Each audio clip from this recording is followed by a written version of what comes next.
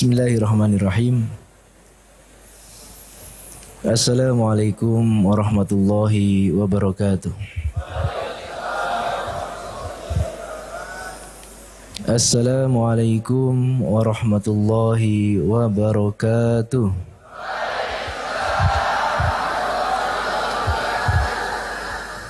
Sekali lagi yang jawab salam saya doakan masuk surga.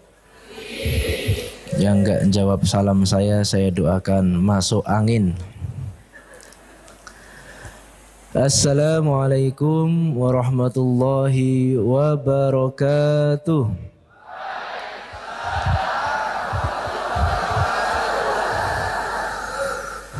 Sampun sarapan Bapak Ibu? Alhamdulillahirabbil alamin wa shalli wa sallim ala nabiyyina wa habibina Muhammadin wa ala alihi wa sahbihi wa man tabi'ahu bi ihsanin ila yaumiddin. Allahumma 'allimna ma yanfa'una wanfa' bima 'allamtana wa zidna ilman ya rabbal alamin. Subhanaka la ilma lana illa ma 'allamtana innaka antal alimul hakim wa tub 'alaina innaka antat tawwabur rahim. Rabbi zidni ilma warzuqni fahma. Amin. Para jamaah jazakumullah, Bapak Ibu keluarga besar RSU Islam. Saya kenalnya RSI, ternyata RSUI nggih. Islam Klaten, yang semoga senantiasa dijaga di rahmat Allah Subhanahu wa taala. Alhamdulillahirabbil alamin. Di pagi yang berbahagia ini kita akan mengkaji terkait fikih kurban, di mana ini sangat penting karena sudah dekatnya kita dengan hari raya kurban.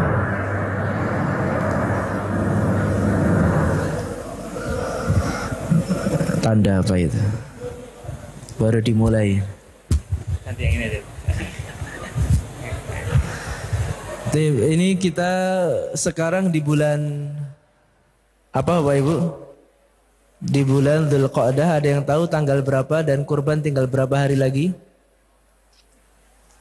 Sekarang berapa Dzulqa'dah Ustaz? Kita persiapan nih. Pinten? Tanggal 20 22 Dzulqa'dah. Menunjukkan sebentar lagi kita masuk bulan Dzulhijjah. Dan kata Rasulullah sallallahu alaihi wasallam, "Ma min ayyamin al-amalu salihu fihi khairun wa ahabbu ilallah min hadhil ayyam," yakni ayyam al-ashr. Jadi tidaklah ada hari-hari yang lebih baik dan lebih Allah cintai daripada hari-hari ini, yaitu 10 hari pertama di bulan Dzulhijjah. Qalu walal jihad ya Rasulullah. Walal jihad, tidak pula jihad. Jihad tidak membandingi seseorang yang beribadah di 10 hari awal bulan Dzulhijjah. Illa man kharaja bimalihi wa nafsihi wa lam yarji bidzalika min syai'. Yang bisa membandingi pahala orang beribadah di 10 hari awal Dzulhijjah adalah seseorang yang keluar berperang, berjihad dengan membawa seluruh hartanya dan jiwanya dan tidak kembali darinya kecuali namanya. Itu baru bisa menyamai, belum menandingi, belum melebihi pahala beribadah di bulan Dzulhijjah. Dan perlu kita sama-sama sadari, ketahui bahwasanya bulan ini dan bulan besok dan bulan besoknya lagi itu adalah bulan-bulan haram. Apa? Bulan-bulan haram. Di mana seseorang dalam bulan-bulan haram ini, Ashhurul Hurum, diharamkan untuk bermaksiat. Kalau zaman dulu diharamkan untuk berperang, ya, melakukan dosa besar. Dan ini kita di bulan Dzulqa'dah. Ada yang tahu 4 bulan haram itu apa saja? Apa?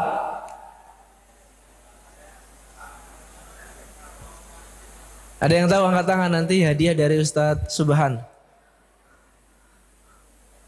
Apa? Dzulqa'dah, Dzulhijjah, Muharram, Sya'ban. Kurang tepat. Apa Bu? Rajab. Ya. Sya'bannya diganti Rajab. Salasun mutataliyat, 3 bulan berturut-turut dari Dzulqa'dah, Dzulhijjah, Muharram, kemudian Rajab. Maka di sini Allah Subhanahu wa taala berfirman dalam surah Taubah ayat 36, A'udzubillahi minasyaitonirrajim. Inna iddatasyuhuri 'indallahi 12 syahran. Sesungguhnya hitungan bulan itu di sisi Allah Subhanahu wa taala ada 12 bulan. Ada yang hafal 12 bulan ini mulai dari Muharram sampai Dzulhijjah? Masa orang Islam enggak hafal kalender Islam? Ini kayak sekarang lagi viral anak-anak SMA nggak bisa apa itu menghitung. Orang Islam nggak tahu kalender Islam. Ada yang hafal? Oh, pertanyaan saya ganti. Ada yang tidak hafal? Nah, berarti nggak ada yang angkat tangan, hafal semua. Alhamdulillah. Muharram, Safar, Rabiul Awal, Rabiul Tsani, Jumadil Ula, Jumadil Tsaniyah, Rajab and Sya'ban, kemudian Ramadan, Syawal, Dzulqa'dah, Dzulhijjah. Kenapa dinamakan Dzulhijjah? Karena mempunyai hijjah, mempunyai haji. Di bulan itu ada syariat haji. Dzu itu artinya yang mempunyai. Dzunun yang mempunyai nun. Nabi Yunus yang ditelan ikan paus. Nama saya Dzulqurnain yang mempunyai 2 tanduk. Dzu itu yang punya Al-Qarn, tanduk Al-Qarnain 2 tanduk. Dzulhijjah yang mempunyai haji, di mana di bulan ini ada syariat haji di bulan Dzulhijjah. Ya.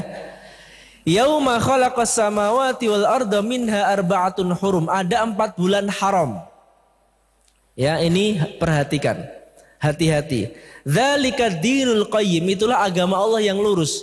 Maka di bulan haram ini apa kata Allah? Fala tadzlimu fihinna anfusakum. Firman Allah Subhanahu wa taala.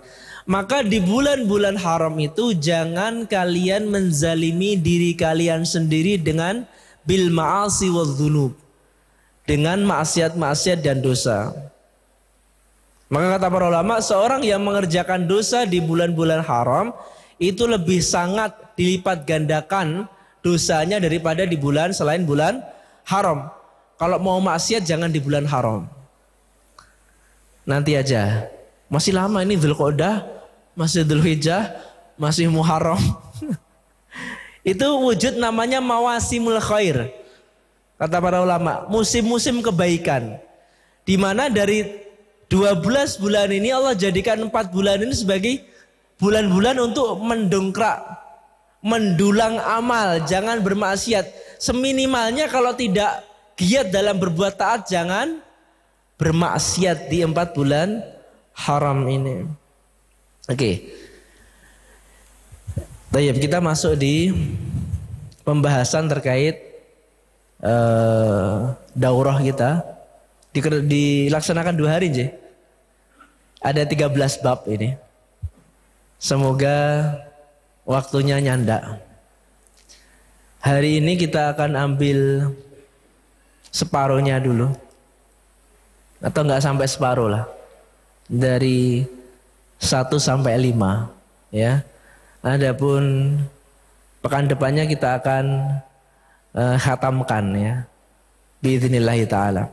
Mulai dari pengertian kurban, sejarah kurban, hukum berkurban, hikmah berkurban, sunnah-sunnah bagi yang mau berkurban, syarat-syarat hewan kurban, hewan yang tidak sah untuk dikorbankan, patungan dalam berkurban, sunnah-sunnah dalam menyembelih kurban, hukum menjual daging kurban, upah jagal, adab beriraya, dan bagaimana kita mengambil ibrah meneladani kisah Nabi Ibrahim alaihissalam dalam berkurban.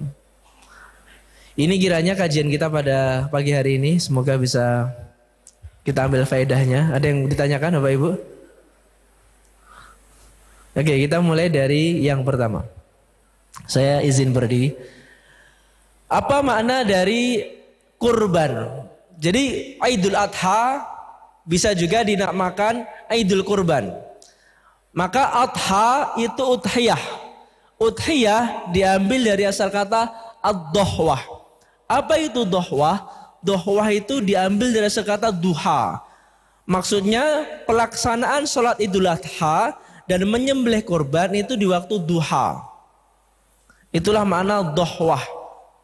Fasalli li rabbika wanhar, dalam surah Al-Kautsar, inna a'tainakal kautsar fasalli li rabbika wanhar inna syani'aka huwal abtar. Fasalli li rabbika maksudnya salat Idul Adha, wanhar dan menyembelihlah. Setelah salat Idul Adha kalian nyembelihlah kurban. Kemudian yang kedua, kita juga namakan dengan Idul Kurban. Kurban diambil dari asal kata qarraba yuqarribu kurbanan. Apa artinya? Ada yang tahu? Qarraba. Qarib. Dia sahabat qaribku. Qarib kerabat. Apa maknanya qarib? Dekat. Qarraba itu maknanya mendekatkan. Yuqarribu kurban. Kurban itu maknanya satu amalan yang ditujukan untuk kita mendekatkan diri kepada Allah Subhanahu wa taala dengan apa yang kita punya. Maka harus ada yang dikorbankan. Namanya kurban kok. Namanya kurban tuh harus ada wujud pengorbanan. Tegel mengeluarkan sedikit dari apa yang Allah berikan kita rezeki untuk kita mendekatkan kepada Allah Subhanahu wa taala. Lah, awal kali ada pengorbanan adalah dimulai ketika kita ketahui kisah Habil dan Qabil. Saat itu dua-duanya diperintah Nabi Adam untuk berkorban. Kenapa mereka diperintahkan untuk berkorban? Ada yang tahu? Kenapa? Karena rebutan cewek. Rebutan wanita. Habil itu lahir bersama perempuan. Saat itu Nabi Adam, saya kisahkan dulu, anaknya 80. Jadi Nabi Adam itu setiap melahirkan 40 kali lahiran. Siti Hawa itu 40 kali lahiran. Setiap lahiran itu cowok cewek. Dan syariat saat itu cowok cewek ini yang lahir berbarengan tidak boleh menikah. Harus dinikahkan silang dengan yang lahir dengan waktu tidak bersamaan. Lah saat itu Habil itu lahir dengan Labuda. Namanya Labuda. Qabil dengan Iklima. Lah Qabil ini lahir dengan wanita yang cantik. Mau dinikahkan dengan Labuda dia nggak mau. Aku ganteng, saudariku cantik, masa aku dinikahkan dengan perempuan yang tidak begitu cantik. Akhirnya timbul kecemburuan. Akhirnya terjadilah kisah ini. Allah Ta'ala berfirman dalam surah Ma'idah ayat 27 sampai 29. Watlu alaihim naba'a bnai Adam bil haqq. Ceritakanlah wahai Muhammad tentang ceritanya dua anak Adam dengan benar. Idz qarraba qurbanan. Ketika dua-duanya itu berkorban dengan suatu kurban. Saat itu Habil yang baik itu tokoh antagonis, protagonisnya siapa? Yang baik itu yang Habil atau yang Qabil? Yang Habil. Ya. Saat itu Habil karena diperintahkan Nabi Adam untuk berkorban, dia berkorban dengan kabes, dengan kambing gibas yang paling besar, paling ginak-ginuk, paling gudi. Dikorbankan yang terbaik. Karena untuk mendekatkan diri pada Allah jangan yang dengan yang jelek. Sementara Qabil ketika diperintahkan Nabi Adam untuk berkorban, dia berkorban dengan sunbul. Jadi seikat gandum yang sudah kering jelek. idz qarraba qurban fatuqbila min ahadihima, maka diterima dari salah satu keduanya, itu dari Habil, walam yutaqabbal minal akhar, dan tidak diterima dari satunya, itu dari Qabil, karena Qabil berkorban dengan korban yang burik, bukan buruk lagi apa? Burik. Allah nggak mau nerima. Dan saat itu datang dari langit api yang menyambar, menunjukkan bahwasanya yang diterima korbannya Habil. Lah tahu seperti itu, Qabil nggak terima lagi. Sudah kalah rebutan cewek, sudah kalah korbannya nggak diterima, maka apa kata Qabil? Qol la'aqtulannak. Apa artinya la'aqtulannak, Ustaz Subhan? La'aqtulannak itu bahasa Klatennya tak pateni kowe, tak bunuh kamu, karena saking dendam campur iri, campur dengki, campur hasad, wah sudah menggelora di hatinya Qabil, la'aqtulannak, padahal saudaranya sendiri. Dan inilah kisah pembunuhan pertama yang terjadi di muka bumi. Maka kata Rasulullah SAW, setiap pembunuhan yang terjadi setelah pembunuhan ini, Qabil bunuh Habil, maka dosanya kembali kepada Qabil, karena dia adalah orang yang membuat sunnah kelakuan pembunuhan yang pertama kali di muka bumi. Maka seketika setelah Qabil ini membunuh Habil, maka Allah timpakan azab kepada Qabil. Akhirnya tumitnya ini menyatu dengan pahanya. Jadi dia jalannya dengan tumitnya. Wujud siksaan di dunia. Dan kepalanya terdongak ke atas. Ya, itu balasan Allah di dunia kepada Qabil karena membunuh Habil. Bukan cuma itu, dia kebingungan. Qala innama yataqabbalullahu minal muttaqin. Ya, akhirnya kita tahu kisahnya, Qabil kebingungan cara bagaimana ini mayatnya ini. Akhirnya Allah mengutus ghurabai yabhatsu fil ardi liyuriyahu kaifa yuwari sau'at akhi. Allah mengutus burung gagak untuk memberitahu kepada Qabil, gini loh caranya kalau ada yang mati itu dikubur. Jadi burung gagak itu yang jelmaan dari malaikat itu, tok-tok main bertarung, tok-tok main ada satu yang mati, kemudian digalilah di tanah dan dikuburkanlah. Dan dikuburkan ke dalam tanah. Ya. Apa yang bisa kita ambil dari sini? Coba antum lihat. Setelah qala la'aqtulannak, aku akan bunuh kamu. Apa kata Habil? Qal innama yataqabbalullahu minal muttaqin. Innama, hanya saja, tok til, yang diterima Allah itu yang berasal dari orang-orang yang bertakwa. Allah enggak menerima dari orang yang tidak bertakwa. Dan wujud ketakwaan di bulan Idul Adha itu menyembelih korban bagi yang mampu. Makanya dalam surah Al-Hajj Allah Ta'ala berfirman, la yanalallah luhumuha wala dima'uha walakin yanaluhut taqwa minkum. Allah dalam ibadah korban kalian itu tidak mengambil dari kalian luhum, dagingnya, wala dima'uha, tidak pula darahnya. Tidak sampai kepada Allah itu, ngapain juga. Tapi yang sampai kepada Allah apa? Walakin yanaluhu at-taqwa minkum. Akan tapi ketakwaanlah yang ingin Allah ambil, dapatkan dan uji dari kalian. Next, saya mencet-mencet sendiri. Ya, sekarang kita masuk di kapan korban ini sejarah pertama kali disyariatkan di muka bumi ini. Tadi kan kisah awal berkorban, tapi korban sendiri menjadi syariat ibadah tahunan itu semenjak Nabi siapa? Nabi Ibrahim alaihissalam. Kisahnya gimana? Ini kisahnya lebih seru lagi ya Bapak Ibu. Kisahnya itu ketika Nabi Ibrahim menikah dengan Siti Sarah. Nikah puluhan tahun sampai umurnya 60 tahun, 70 tahun. Siti Sarah itu nggak punya anak.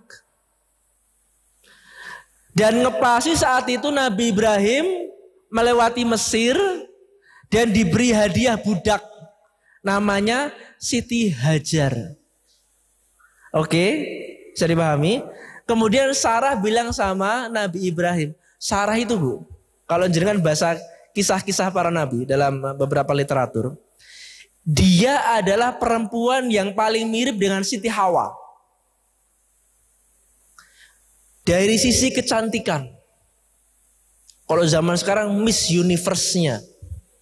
Saat itu Siti siapa? Siti Sarah. Tidak ada di dunia ini yang lebih cantik daripada Siti Sarah. Tapi Allah kodarkan dia saat itu belum dikarunia anak. Kalau zaman sekarang kan ibu-ibu kadang menikah setahun, 2 tahun belum punya anak, masih sabar. 3 tahun belum rezeki. 4 tahun, 5 tahun mulai deg-degan. 10 tahun mulai bayi tabung. Gimana? Sudah gak karuan. Lah ini Siti Sarah 60 tahun lebih Bu. Belum dikarunia anak. Hingga dia wah, kayaknya gak punya anak ini.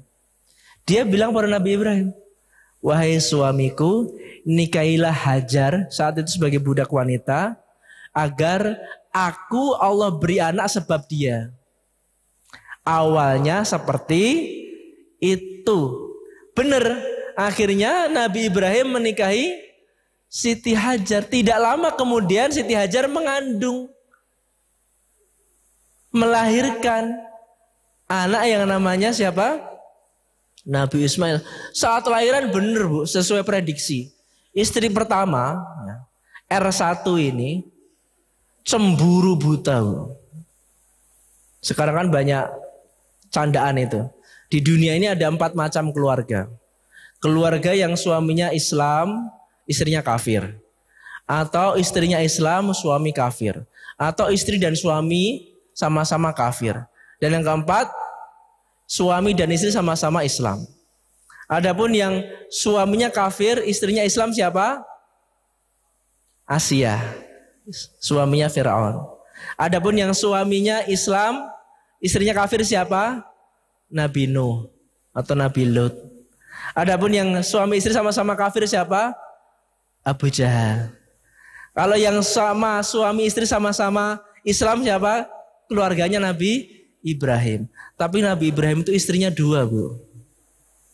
Waduh. Iya. Padahal Nabi Ibrahim itu dijuluki Allah sebagai Khalilullah. Kekasihnya Allah. Kita kalau mau mengambil laqad kana lakum uswatun hasanatun fi Ibrahim. Kita mengambil uswah itu ke Nabi Ibrahim. Nabi Ibrahim itu istrinya 2 Bu. Saya enggak loh Pak, saya enggak ngojok-ngojokin jenengan.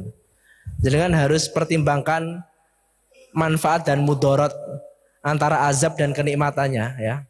Jangan diambil mentah-mentah kajian ini ya. Akhirnya benar karena kecemburuan daripada Siti Sarah kepada Siti Hajar. Kecemburuan buta sudah nggak bisa tertahankan lagi. Akhirnya Nabi Ibrahim menggandeng Siti Hajar keluar dari Hebron Palestina menuju Rabbana inni askantu min dzurriyyati biwadin ghairi dzi zar'in 'inda baitikal muharram.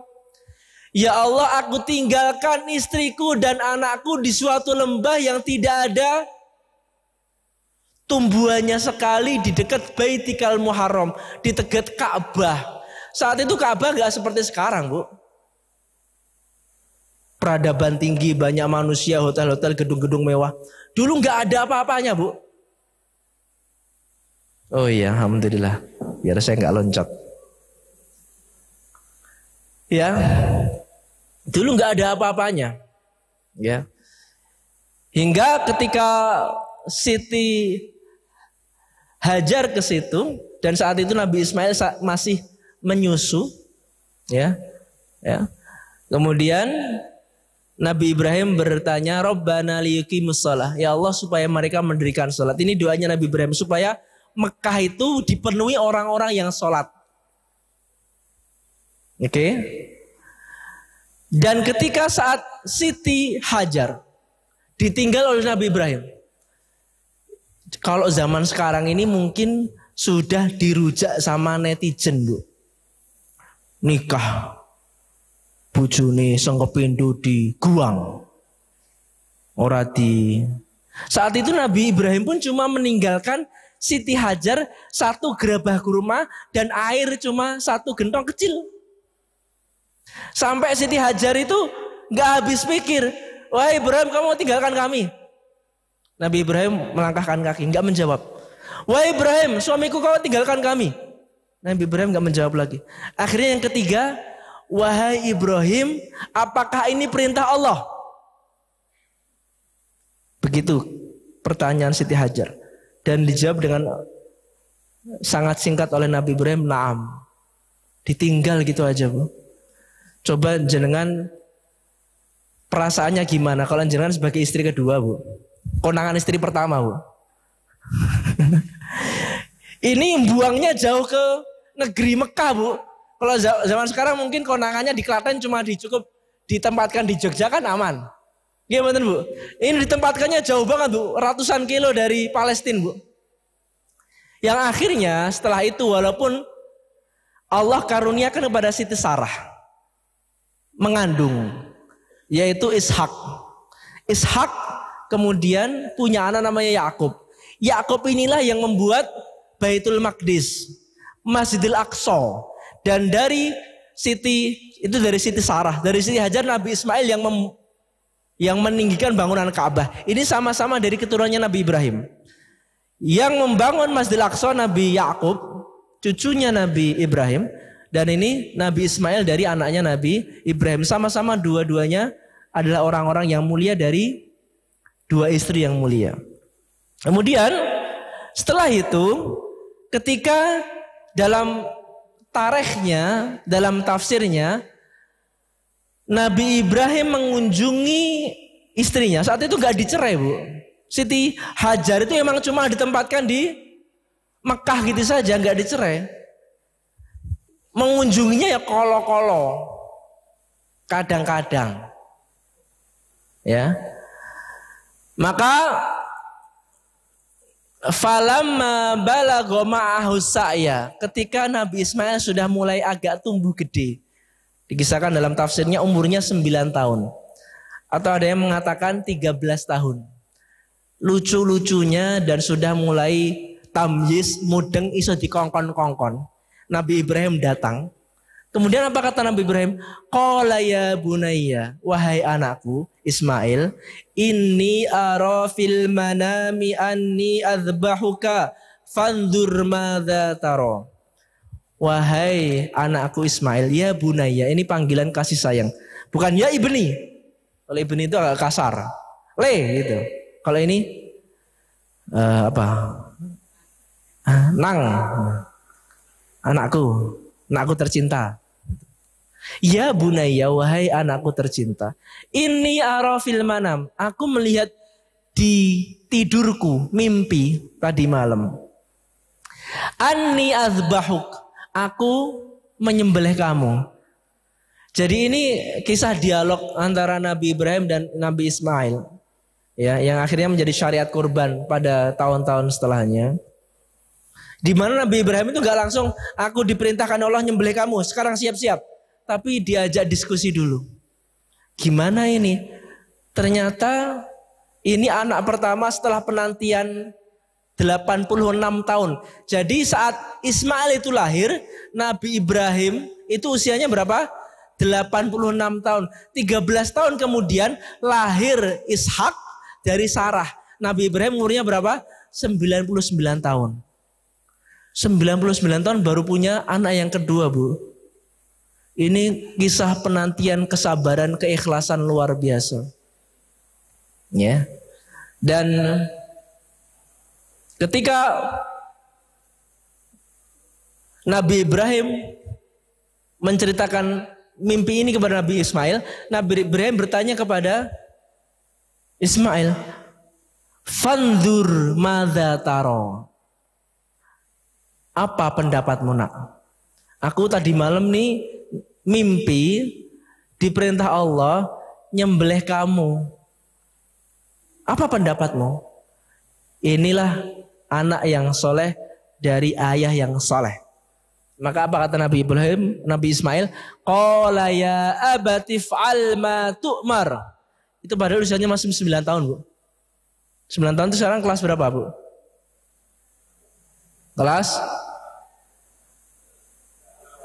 3 SD. Kalau sekarang ada bapak bilang, "Nak, aku diperintahkan Allah nyembelih kamu, Nak." Saya pastikan bapaknya gendeng.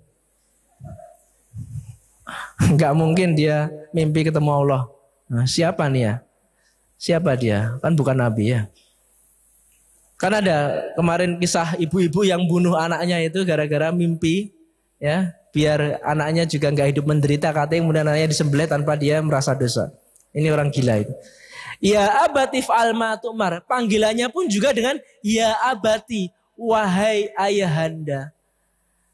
Kalau panggilan agak kasar, ya abi. Ini ya abati, wahai ayahanda. Kalau tadi ananda, ini ayahanda. If'al ma tu'mar.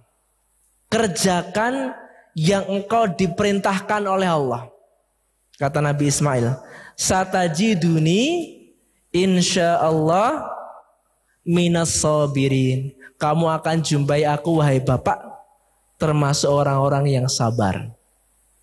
Ini kisah pertama kali adanya sejarah syariat kurban. Ya, oke. Kemudian yang ketiga, kita tinggal 10 menit ini ya. Hukum berkurban.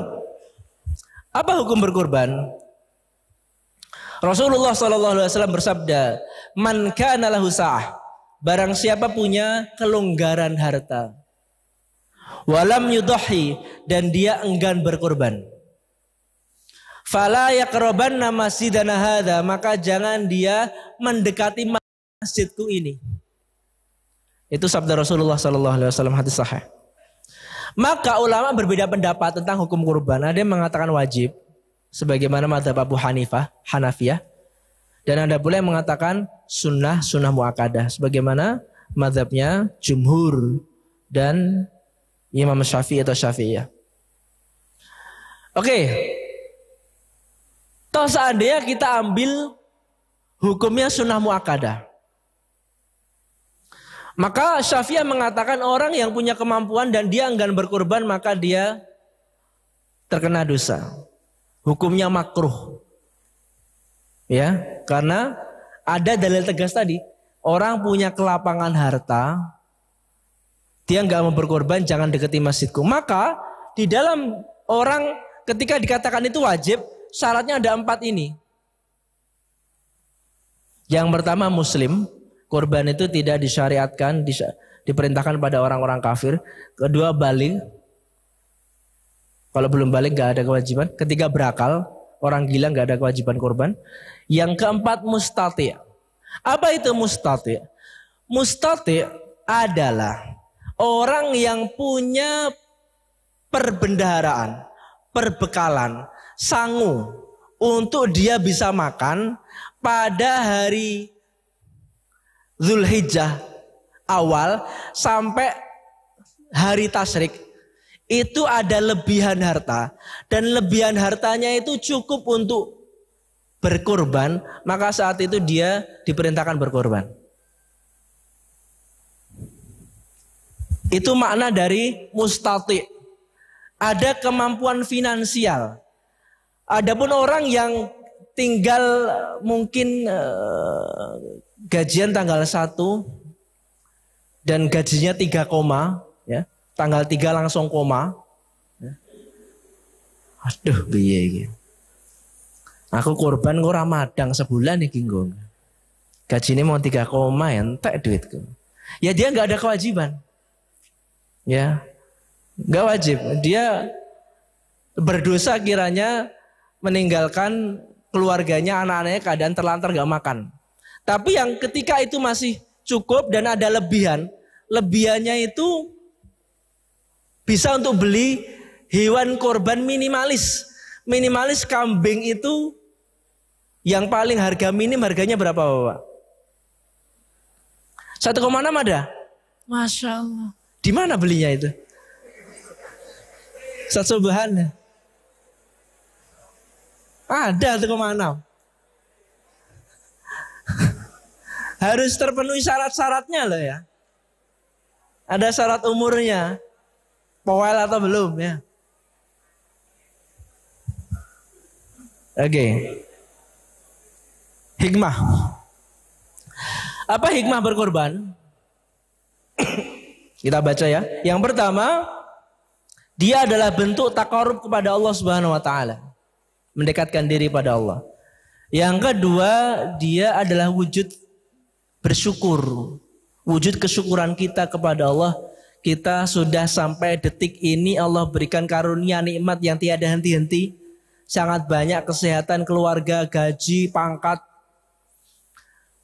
kelonggaran harta, teman-teman yang baik, kita diberikan fasilitas lengkap, diberikan fisik yang sempurna. Jadi wujud kesyukuran kita korbanlah setahun sekali. Kemudian menolong sesama, kepedulian sosial, menjalankan sunnah Nabi Ibrahim. Kemudian yang kelima, mengurangi sifat kebinatangan. Karena binatang itu cuma punya syahwat, punya nafsu, rakus. Ya, dengan berkorban kita mengorbankan sedikit daripada harta kita, berbagi pada sesama. Kemudian membahagiakan orang lain, memasukkan kebahagiaan di hati orang-orang Islam. Dan yang ketujuh, menjadi saksi di hari kiamat. Maka Rasulullah SAW bersabda, ma'amila ibnu Adam yauman nahri amalan ahabbu ilallah azza wa jalla min hiraqah tidamin. Tidak ada amalan yang lebih Allah cintai di tanggal 10 Dzulhijjah daripada mengalirkan darah, menyembelih.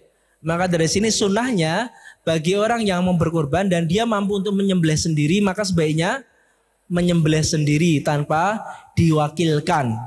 Kalau mau, mampu, bisa dan berani dan dia punya peralatannya, pisau tajamnya. Jangan pakai pisau dapur ya. Wa innahu la ya'ti yaumal qiyamah biquruniha wa adlafiha wa asy'ariha.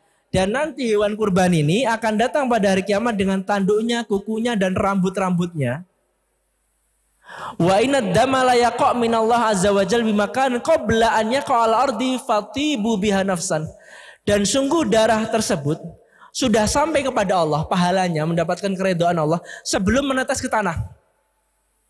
Jadi sudah dihitung pahala duluan. Sebelum sudah disembelih ini, sebelum darahnya netes, pahalanya sudah naik kepada Allah.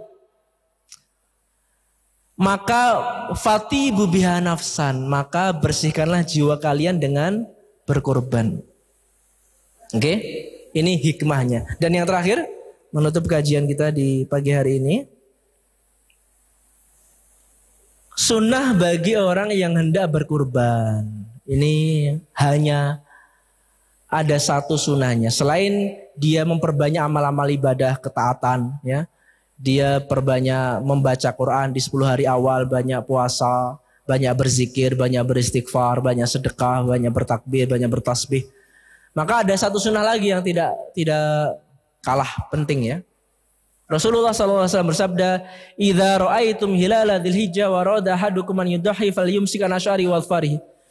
Ketika kalian melihat tanggal 1 Dzulhijjah, masuk di 1 Dzulhijjah, dan salah seorang kalian ingin berkurban, maka jangan sampai dia potong rambutnya, potong kukunya, potong bulunya, brengosnya, jenggotnya, apapun yang ada di tubuhnya, sedikit pun. Hikmahnya apa? Hikmahnya ada dua. Yang pertama, litashmulul maghfirah, kata para ulama. Supaya maghfirah Allah itu sempurna meliputi badannya. Dan tidak ada satupun kecil bagian tubuhnya yang terpotong setelah tanggal 1 Dzulhijjah. Jadi yang diampuni mendapatkan rahmat Allah itu semua badannya. Ya, ini yang pertama. Yang kedua adalah apa? tasyabbuh kepada al-hujjaj. Siapa itu hujjaj? Orang-orang yang sedang berhaji. Di sana kan orang berihram, dia tidak boleh potong-potong, banyak larangan-larangan muharramat ya saat dia masuk ke dalam nusuk untuk beribadah haji. Taib, alhamdulillah. Terakhir ya, kata-kata hari ini Ustaz. Kata-katanya ini.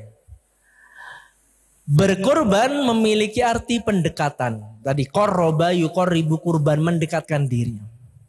Dan setiap jiwa harus mau dan berani berkorban dari apa yang dia punya untuk dia mendekatkan dirinya kepada Allah Subhanahu wa taala.